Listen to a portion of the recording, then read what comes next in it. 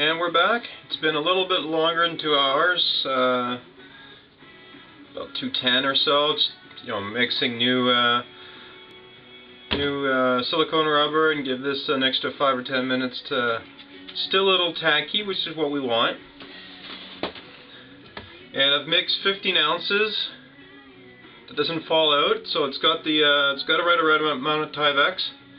And now we're just going for thickness, really. We're not, all the detail work's already been done, so we're just going in and filling in, is all we're doing with this step. Now,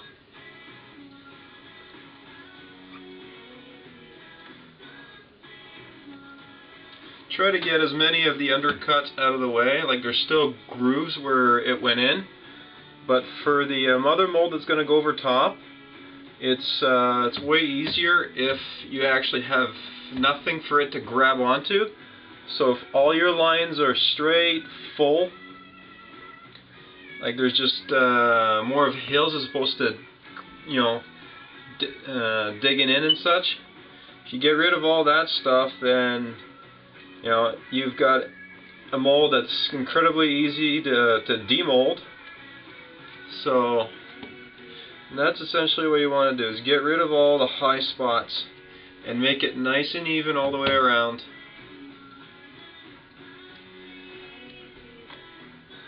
This will also give us time to really thicken up those spikes.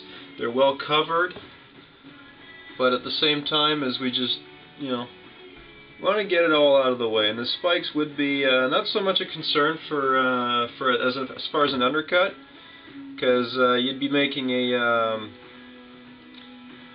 bit of like a flat piece in between them, just to make sure that the whatever material I end up using for the mother mold, whether it's plasti paste or if I use plaster, probably end up using plasti paste, because for what it is, as far as price versus function and all that, it's really nice stuff. It's easy to apply, and it's not nearly as messy as plaster, and it's not half as heavy as plaster too when the mold's done. And you can Dremel it, you could sand edges down afterwards. You can take a file and get all the rough edges. But like anything else, it's a matter of how when you apply it, make it as smooth as you can. Just like this. I'm really trying to fill in the undercuts so that there isn't any when it comes to time to put the mother mold over top.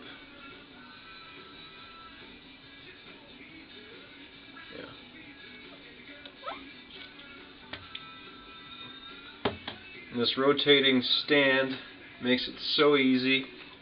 I don't have to get up, I don't have to change my angle. I just grab the top and spin wherever I need this to go, which is what you want. Sometimes you're doing a model that's so big or has such, the curves on it or something are different, so you don't have the luxury of doing it in a style like this, and that's okay. It goes with whatever project you're doing.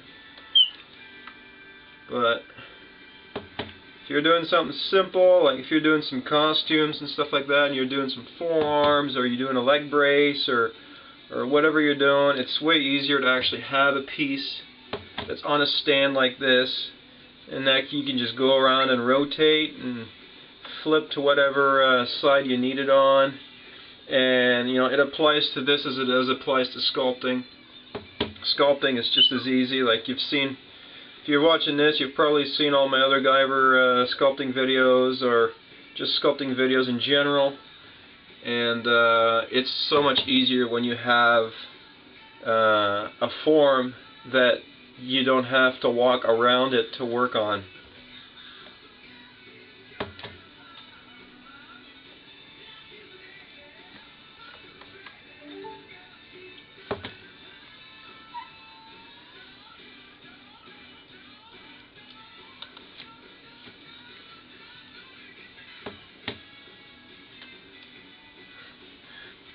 Somebody's trying to message me in the back there, but once I've started this, I ain't answering nothing. Not even my phone. For the 10 minutes it's going to take me to do this, they can wait.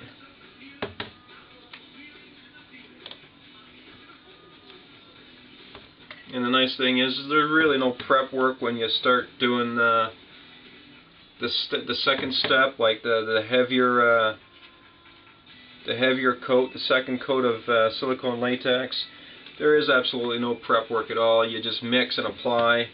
You don't have to clean the surface or anything. Besides, you're just letting it dry in between there, so there's no reason why you should be touching the surface. So we're just going to go in here and apply more. And 15 ounces is plenty. For a second coat, it's actually really, really nice. Nice and thick. I can get a nice band around the top, which will just make handling the mold during sloshing, if you will, a lot easier.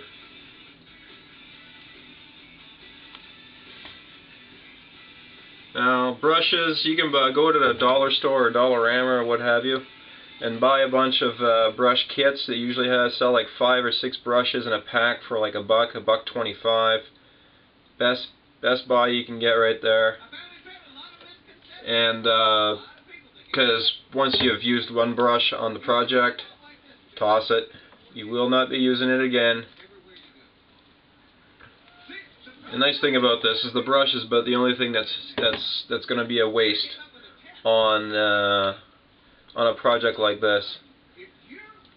The silicone rubber itself, there'd be hardly any waste at all because of the nature of its application, and you're reusing the bucket. Because maybe not right away, but in about 8 hours, yeah, I'll be able to peel all the leftover silicone in there, which isn't much. It's just enough to coat the sides, stuff that I didn't feel like scraping down because it's really not worth it. And you just pull it out, cleans nicely, and just reuse it.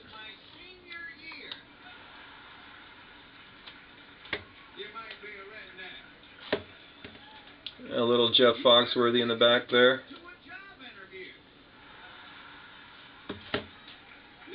Not big on the TV show, the Redneck Show, whatever the hell it's called. Not big on it, but I do love him as a comic. If you can burp and say your name at the same time. Look at this, people are qualifying out here.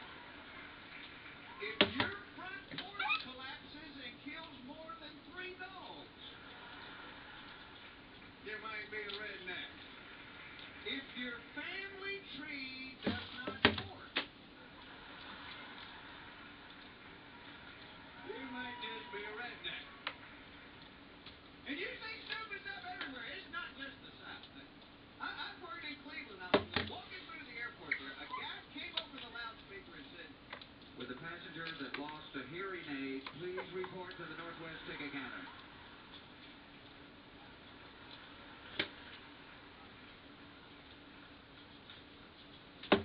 I've been working a lot in Las Vegas. They have a show in Las Vegas called News on Ice.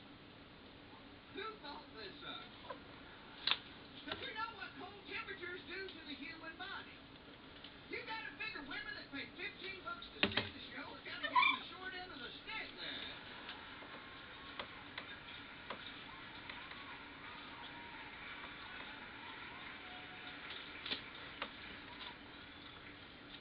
Nice and generous. Let me just check the time frame here. 9:30. Oh, I'm gonna close this video off right now, and there's probably gonna be a third coat.